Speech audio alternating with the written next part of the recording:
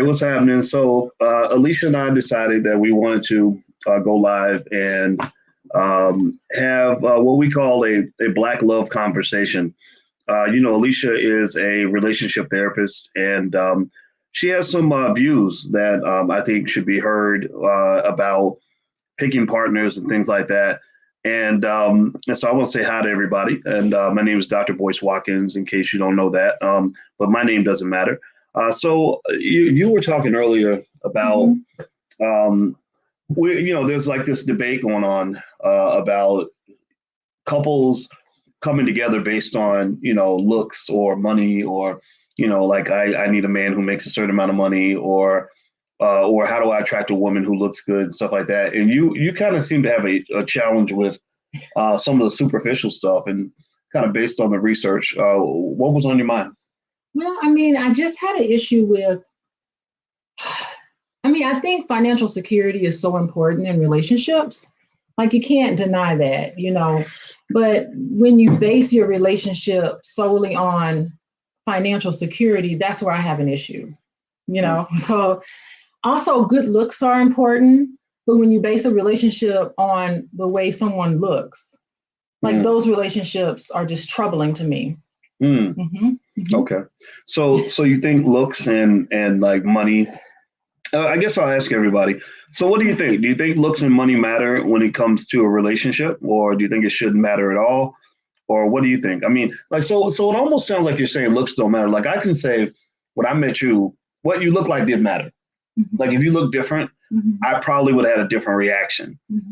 So what can you help me kind of understand, like calibrate that? Like so that, because if you look like an orangutan, I don't know if I would have been as enthusiastic. I would have been like, you know what, you are the greatest friend I ever had with your ugly ass. I wasn't. We were good friends. Yeah, we were, right. The way I look, and you were who you were. Right. So what?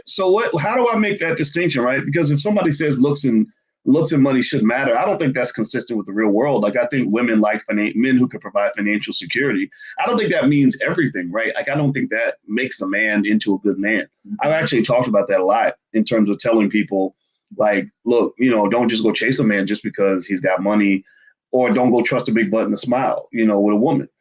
So how can I balance that? Like, give me some research to help me balance. I don't know about research, but I can just say, based on my clinical stuff, is that if you base a relationship, I think what I was saying is that that's the foundation of your relationship. Our foundation is based on how much money you have.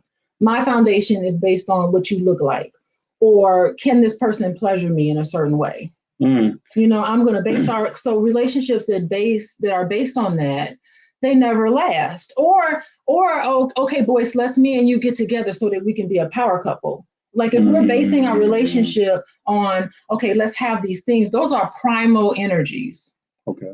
And primal energies, it fluctuates up and down. Sometimes you have some, sometimes you don't. Sometimes you look good one day, sometimes you don't. And if you base your relationship on that, those relationships are doomed to fail. And there's a lot of bitterness and a lot of disappointment and a lot of misunderstandings. When it's based on what this person can do for me, what I can do, I do for you, quid pro quo. You do this for me, I'll do this for you. You look a certain way, let's me and you be a power couple, and let's look for fame. Like those relationships, are really are not based on. They're not based on love, because we've never even talked about love.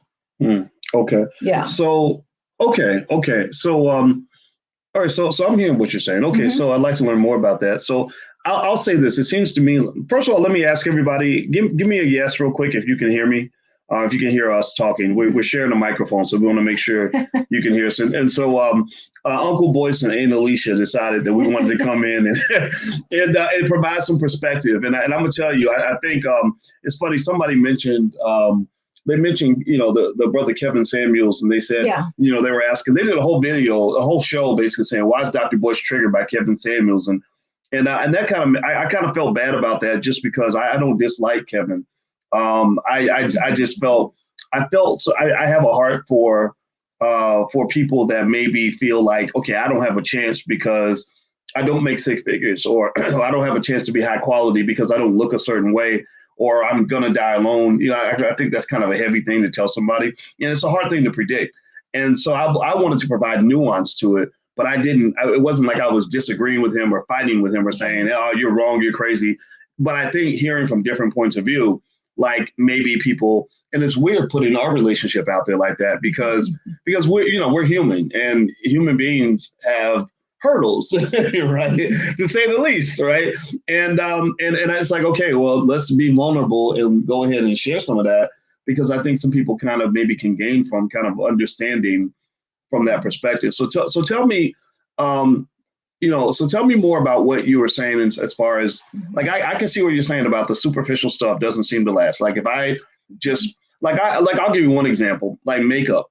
Like I feel bad. I knew a lady that wore a lot of makeup, and then she wore so much makeup that it damaged her skin. So when the makeup wasn't on her skin, she looked like a different person. And so what would happen is she would take the most amazing selfies, and all the men would be in her DM like, hey girl, let's get together. And I think she gained a fear of intimacy because she knew that once the men got to see her without her makeup, it would be over. Like, because the only thing that brought you in was how I looked in my selfie, right? So I don't know. Can you kind of speak to maybe some of that in terms of that superficial piece and why you can't sort of build off of that? Well, the thing is that my issue now, unlike you, I did have issue with Kevin Samuels. I have an issue with someone giving another person advice and telling them you're not going to get a man because you're a 6 at best. You're not going to get a man. You're looking for a 6, and I have issue with just that person saying I'm looking for a 6-figure man.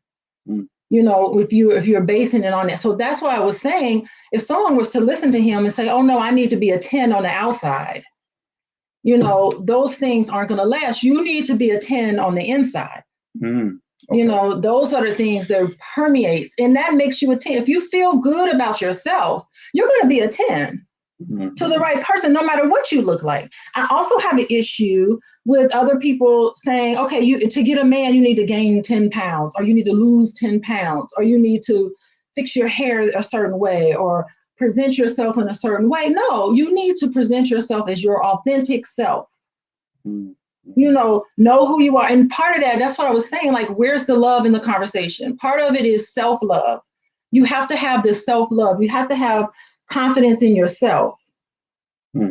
Compassion for other people, compassion for yourself. That comes first. Be a 10 in the way you feel about yourself. And that's how you permeate out, because your outward appearance is superficial. And when you hang your worth on how much money you make, when you hang your worth on what I look like, the things that I can possess, the things that we can do together, and not based on anything substantial, those are people with very low self-esteem. You don't feel good about yourself, because I only feel good about myself when people on Instagram gives me a bunch of hearts. What is that on Instagram? How many likes? How many likes I get? My worth is tied to how many people like what I post. And that's why there's such a high correlation between social media and depression. Right. It's because I'm basing my worth on people paying attention to me in this way, and it's not based on you on the inside. Okay, so what if you have two people that have both of whom have equally high self-esteem, and one of them looks like a supermodel and the other one looks like, the bottom of somebody's shoe? Like, is it not logical to say that, let's say that there's some things you could do to enhance that person's look? Like you say, like, do your hair different. You could lose a little weight. You're about 350 now. Let's get you down to about 210, maybe. Right? Is there anything wrong with helping somebody enhance their ability to attract? Because when people are deciding that they want to approach you, all they see is what they see. They can't see your insides. They see what they see, right? So or telling a man, like, hey, we know that it shouldn't matter that you've been a Burger King employee, but you probably would attract more women if you put yourself in a position where you can earn a little more money and have a little more status, at least become like assistant manager or something. Show some ambition at the Burger King, right? Like, I think the ambition would be a way of showing like what kind of man I am, right? What do you think? Boyce, you think those things don't matter? Boyce, this is the thing. I fell in love with you because of who you are. Mm-hmm. I had no idea that you were the Boyce Watkins when we first started dating. Okay. I had been your friend for such a long time. I had absolutely no idea what was going on in your business life. I didn't even know the Black Business School. I wasn't even on social media. This is my first time being on social media right now, but I wasn't even doing that. I fell in love with you as a person. Mm-hmm. You know, you were 30 pounds you were 30 pounds heavier than you were right now when we first started dating. Right. You know, I fell in love with your little chubby self. Right. It had nothing. And the thing is that I didn't know what your finances were. I was like, boy, she need me to give you some money. I was ready to give you some money. Wasn't I saying that? Ready to buy me some White Castles. Let me take you out to dinner. Take me to Red Lobster for the cheddar biscuit. You know, and that's what it was. That's what it was, who you were. It was you as a person. All that other stuff. I mean, and the thing is that if you're in a relationship with somebody, you build together. You have to learn how to speak your truth. You have to learn how to talk to somebody. You need to learn how to be honest with that person. That's what sustains a relationship. Loving yourself, speaking your truth, understanding that me and you, we have goals together, boys. We have financial goals together. We work on these things together. Right. Okay. You know, these are things that we're building together. And that's what's key in a relationship. The looks and the money and all that stuff, it fades. It's not sustaining. It's who you are. And I don't care if you could work for the post office and I would still love you and marry you. And that is not what I'm hanging. Our relationship is not hanging on how much money you make. That's why I'm with you to the end. And I said, Boyce, your whole business can collapse. It's okay. You have me. Okay. And those are things that's unconditional. And those are things that I love about you, right? Like those are things that, you know, when I did meet women that were interested in the superficial things, that's what would give a woman a leg up, is that people who are heavy on the superficial stuff, some of them develop a taste for people that are not caught up in all the hype. So like if you were caught up in what I could do for you financially and I picked up on that, then that would be actually kind of a turnoff, because I need to know the rest of who you are, right? But here's the thing. I love that about you. But according to 16personalities.org, there's at least 16 different personality types. And when you say this is what I was thinking, like I wouldn't care about money or anything like that, that doesn't necessarily speak for everybody, right? I'm saying I'm not hanging on relationship. Right. I agree with you. I hear you, right? So just like somebody said, you know, like Kevin Samuel's perspective isn't for everybody. But it is for somebody, right? Because that's why people are there and they're like, okay, I like this. This helps me, right? So it almost seems like I critique Kevin only because what he's telling people, you have to look a certain way. That's not going to sustain in a relationship. It's not going to sustain you. Well, what if your goal isn't necessarily to have a long-term relationship? What if your goal? Hold on. What if your goal was just to bag more chicks? What if you were just like, you know, look, I don't really care about trying to get nobody to marry me. All I care about is attracting the people that I want and having options. Like wouldn't there be some value for that kind of advice? Like just like don't worry about all the extra deep stuff until you get to that. Cross that bridge when you get there. First bridge is winning that competition where they're looking at you next to a bunch of other people and deciding who to pick. Okay, what I would say to that is that if women, ladies, if you're looking for a man that's gonna hit it and quit it, you listen to what Kevin Samuels is saying. Okay. If you're looking for a man that's going to get on his knees and he's going to propose to you in front of millions of people, you listen to what I have to say about relationships. Oh, touche. Because every man I've dated has been 6 figures and higher, and I haven't even looked for men who are 6 figures and higher. That is, I don't know what to say to that, but wasn't my criteria. Yeah, but also remember, you know, you were the prettiest lady I met when I was at IU. So I think that sometimes a person who is attractive, who has no problem attracting people, can not be able to relate to the person who's really deeper in the competition. Like, so for example, I'll give you an example using myself. Like once I got to a certain level of status and, you know, and all this other stuff, everybody was really nice to me. Like it was really easy to get people to do things. I'd be like, oh, that person's so nice. And they'd be like, no, that person's really a bastard. They're just nice to you because you're Boyce.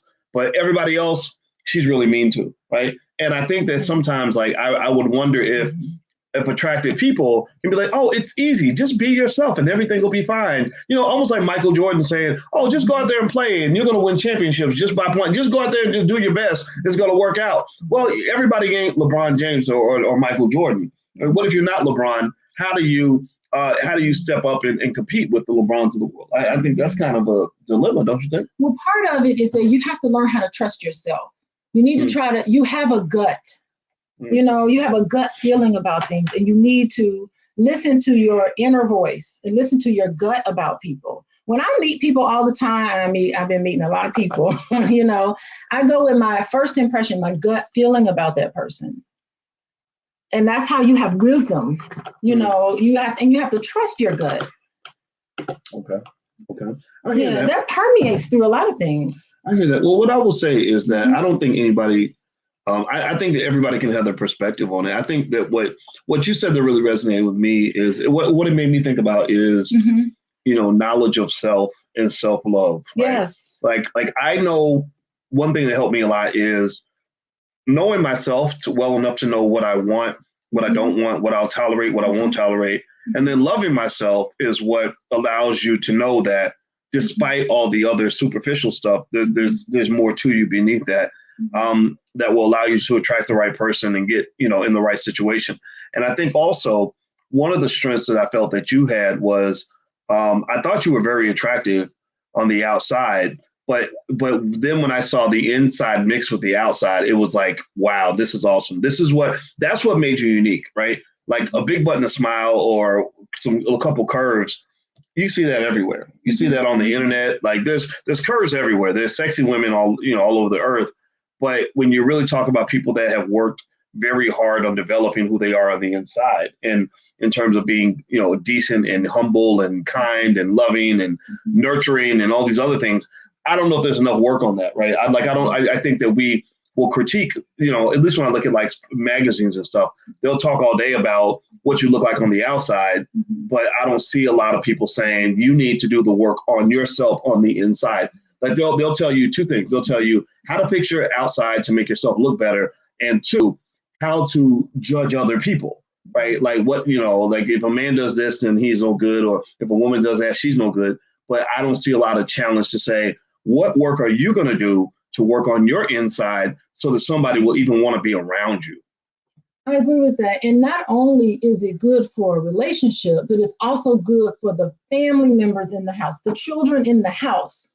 Children, if they have, if we had just our relationship on, Boyce, pay my bills, Boyce. If our relationship is just based on those primal, I guess I can get into chakras and all of that about low level. I can talk about that all day. You can talk about chakras. That's fine. Yeah, I'll talk about chakras later. They tell her it's okay to talk about chakras and metaphysics. Yes, they do know about metaphysics. I can do a talk on that. It's mostly the women that are into that they come in here, but some of the men too. Like you can talk about whatever. Like I don't think that's over anybody. You don't think that's correct? Okay, so so the safety and security I was talking about, that's your root chakra. That's developed when you're between the ages of 1 and 7. That's your root chakra.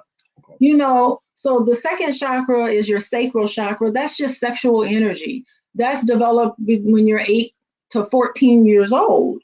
And if you think about it, all of Cardi B's songs are all about the first and second chakra. She doesn't talk about anything higher than that. Lower level needs. It's lower level energies. Lower vibration and lower energies. And that's what, I never thought I'd talk about chakras today, by the way. But it's lower level energies. And that's just primal energy. If you think about it, all of that is developed by the time you're 14 years old. So if you're basing a relationship on that, then you're basically functioning like a child. You know what I mean? You're basically functioning like you're not even an adult at that point. We haven't even talked about love. You know what I mean? And so when it's based on love, and again, I say it's self-love and self-compassion, when it's based on that, your children have that.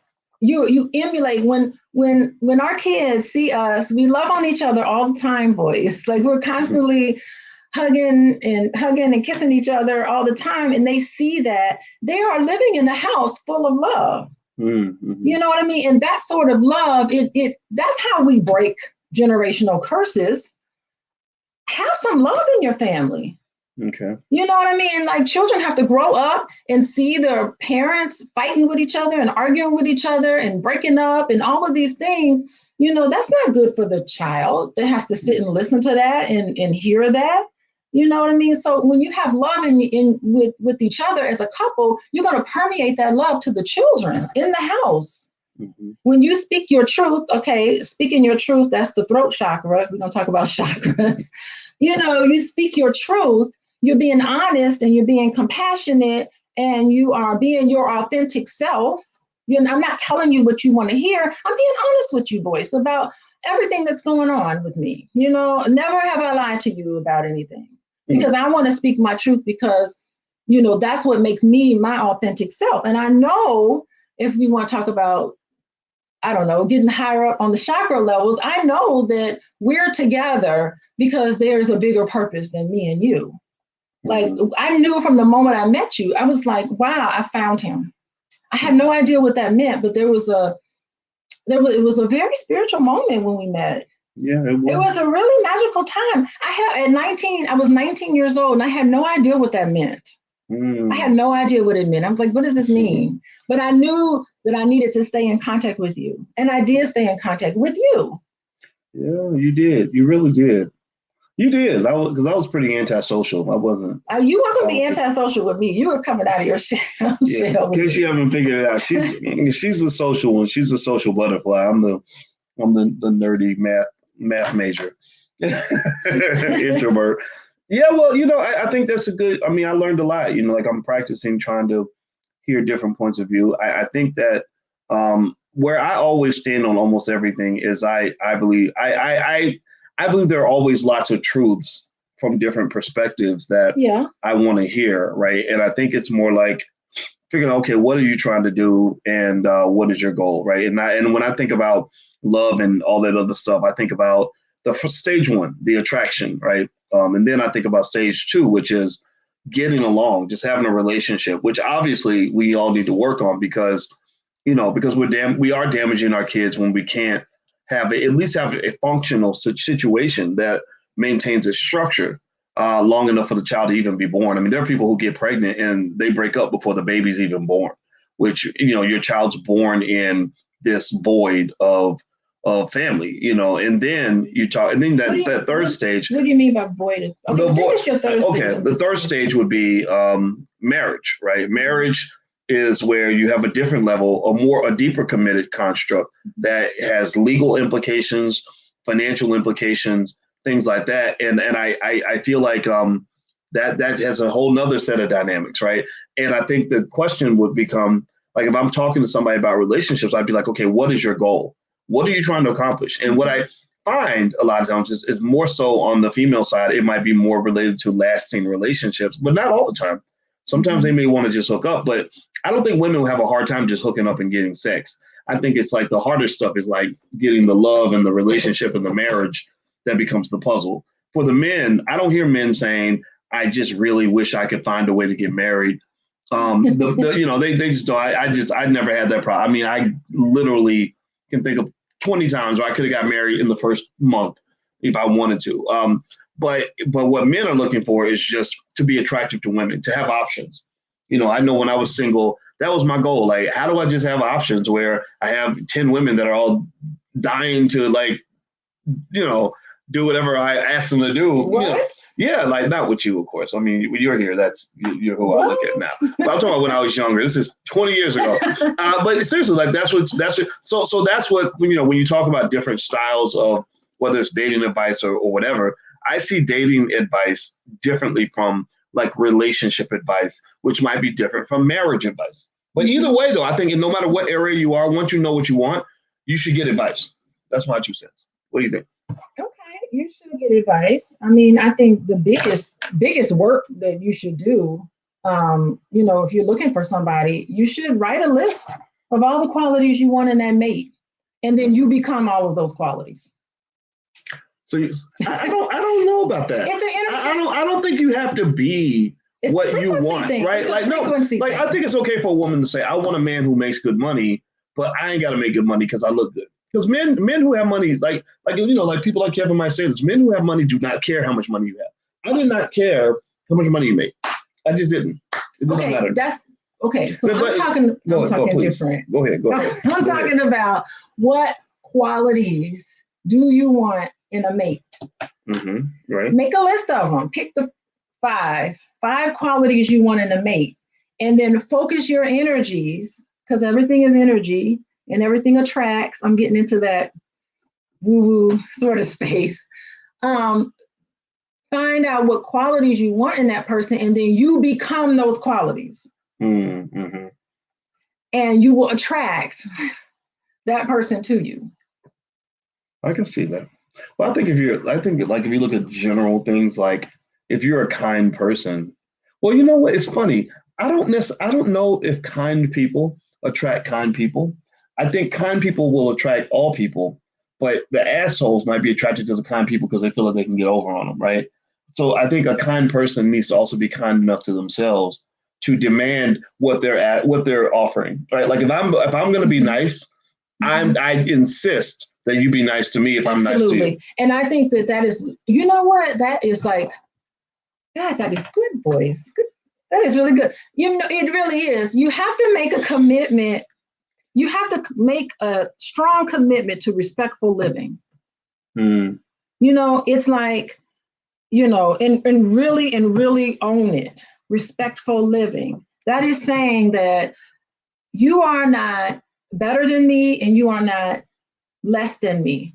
You know, we are equal people and we deserve a level of respect. Nothing should fall below that level of respect. Okay. So if you start to disrespect somebody, what happens is that you think that you are better than them. You think you're one up because I'm better than you. And so I can talk to you this way and I have the right to disrespect you in this way. And if you take it, then that means you believe that you're less than. Well, what if somebody's disrespecting you and you don't want to fight? Like you just kind of let certain things slide because you're like, okay, I'm married, I got children. You know, I can't talk this person out of being disrespectful. So I'm going to just ignore it and let it go. What about that? The issue is that avoiding conflict is still conflict. The conflict is still there, whether you avoid it or not. Avoiding conflict is still conflict. And the thing is that over time, I mean, that's abusive. That's emotionally and psychologically abusive. If you are allowing, and if you're allowing someone to disrespect you, and it's not speaking their mind, it's saying it in a way where they're calling you names, they're being contemptuous. Is that a word? It's a word to know. They're being demeaning. They're being disrespectful to you. You have to cut it off and say, hey, this conversation is getting less than respectful. And so we need to start over again. And we need to commit ourselves to making sure that we have a high level of respect for each other. Not even a high level of respect, just respect.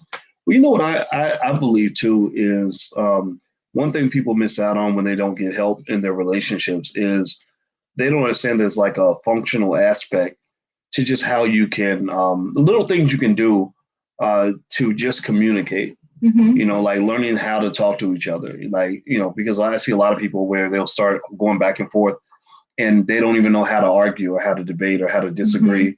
It's so hard, especially when you get triggered. Oh my goodness, Boyce. You trigger me sometimes. And I have to go, oh my God, I'm being triggered. I gotta go. So I immediately like walk away.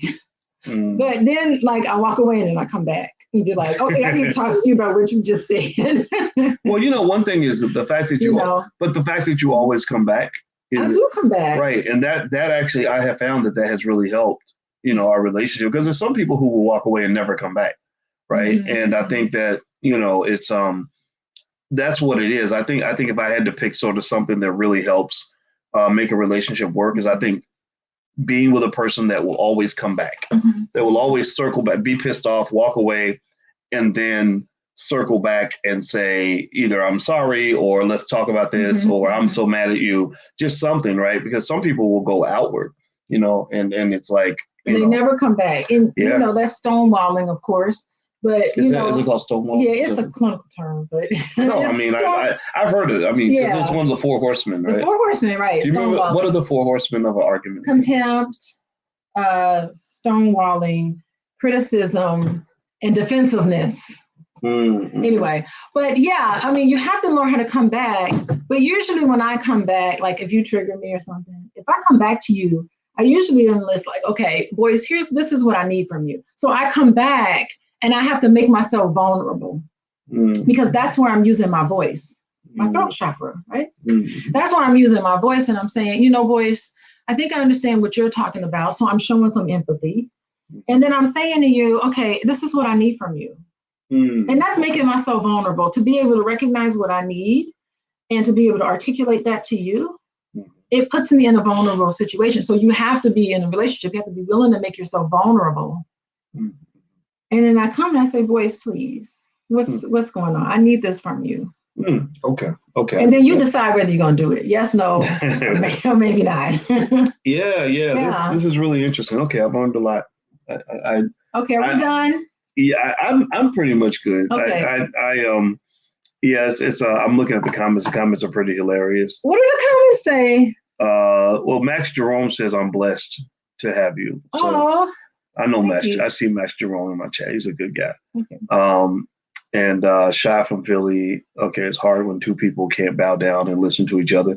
That's true. Yeah, you do have to submit to each. I think that's what that means. Like that's another thing. Like one person submitting to another. Like y'all submit to each other. But there's caveats to that. I mean, the respect level has to be there. The caveat is I'm not going to submit to you and then you abuse me. That's not going to, that ain't going to work with me for sure, Yeah. But you submit to each other, but you do it with compassion, so I'm always looking out for the best interest of you.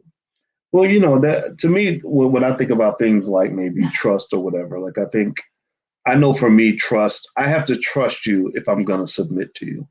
Because if you're an arrogant prick who's going to take advantage of me because I made myself vulnerable to you, I'm not going to make myself vulnerable to you, right? And you have to know that a person is going to, like if I come to you and I say, look, I'm sorry, you don't want somebody who's going to be like, yeah, you should be sorry because you're stupid, and like you want a person that, that's going to be like, yeah, okay, I'm sorry too, and I think that's where I think, like I was impressed with your personality when I really got closer because I'd known you as a friend, but I didn't know you in a relationship. And I found that, that humility, I really liked your humility a lot because I was like, okay, I'm dealing with a person who wants this to work, who's not going to give me a bunch of, BS. Well, like, you know what I mean? Like, because you have some people like that, some people who don't even know how to apologize. Yeah, I mean, listen, a lot of us, relationships, man, can pull it out of you. You can get triggered and you start, and you know what happens when you get through the being triggered, what's happening there is that your hurt child is coming out. And I don't want to get into the wounded child stuff, but it's there's something in your past where you felt hurt. And I think that's another way to be vulnerable is to say, you know what, when you did that to me, or when you said that to me, it reminded me of what happened to me 10 years ago. When something happened, I think a lot of people have been through some trauma and been through some situations. So sometimes you don't see the best in them, but that doesn't mean give up on them. You could see me in therapy, or you can go see another therapist and you can work on yourself. But, just because you do some things that are less than ideal, and I think, okay, so the biggest takeaway I think today is that know that the person you choose to marry and to have a relationship with, you're with that person to learn a lesson. Me and you boys, we've grown so much together. And that's what happens in relationships. You get into a relationship with the very person that's going to teach you what you need to know in order for you to grow as a person. And so that takes hard work. And that's why I think people have misconceptions about what marriage means, that I'm going to marry I have a lot of people in my office where the wife comes in and she's just like, he doesn't do it. I don't know if he loves me. He doesn't tell me he loves. And the husband will be sitting there, well, I married you. Of course I love you because I married you. And that's not enough. It's just like, you have to make that commitment to do the work. And in that, you check each other and you grow. You really do grow. Yeah, you grow. Okay. Mm-hmm. All right. Well, we're done talking now. So we actually have there's a YouTube channel if you like to if you like this kind of stuff. TheBlackLoveChannel.com. So feel free to go to TheBlackLoveChannel.com and subscribe. And we kind of have these conversations, and I like it because I like to also. In fact, I'm going to actually invite some therapists in and stuff like that, like S.T. Brown and some others that can, just give you some points of view that may help you in solving your problems. Like, I can't really always tell you exactly what my opinion is, and not that my opinion really matters, but I think hearing from a lot of points of view and encouraging you to get help, right? Like when you talk about, like people ask me, I'd like to reiterate this point that people ask me, like, why do you talk about relationships? Like, you're a financial guy. Well, people who understand money understand that relationships and money are linked, that forming the right relationships can make your life a lot easier financially and otherwise. And also divorce and breaking up and baby mama drama and all that stuff is really costly. Being a single mother puts you in the lowest bracket of net income. Also, being a single father will put you in the lowest bracket because the child support courts are pretty ruthless financially. So if you have a partner that you can partner with on building whatever it is you're trying to build, and you can get along with that person, then that's a good thing. So you should get help. That's it. Like therapists, books, videos, whatever you can do. So that's why we're putting ourselves out there. If I look a little awkward and partially uncomfortable, it's because I am. I'm not used to talking about my personal life, publicly. If I were perfect, then it'd be easy, right? But I know I'm not perfect, and but then again, maybe that's the best way I can support you, because I want whatever your happiness looks like, I just want you to find it. And I said, I know we talked, and I want to make this point clear too. I know we mentioned Kevin Samuels a couple of times, and I just want to keep reiterating, like, I don't have any issue with the guy. I don't think he's a bad person, and I don't want it to become that. I want it to just become that, where I said, okay, maybe there's other points of view out there that need to be kind of shared too. And that's what it is, right? So it's not one of those like, oh, why is he, saying these things? It's not, I'm not into that. All right. So anyway, I'm out of here. Subscribe to the Black Love Channel, TheBlackLoveChannel.com. And those of you who are watching on the 13th, our Generational Wealth Conference is this weekend in the Black Business School. So you can go to generationalwealthconference.com. We'll talk about wills and trusts, estate planning, taxes, life insurance, different insurance policies, real estate, and stock market investing. Julian Gordon will be there, as well as Yolanda Spivey and a lot of other experts. So feel free to go. And Nicole Compton, who's an attorney, and a lot of other good people. So feel free to go to generationalwealthconference.com. That's generationalwealthconference.com. All right, I'm out of here, guys. Have a good day. Thanks for listening. I'll see you soon. Peace. Wasn't that fun?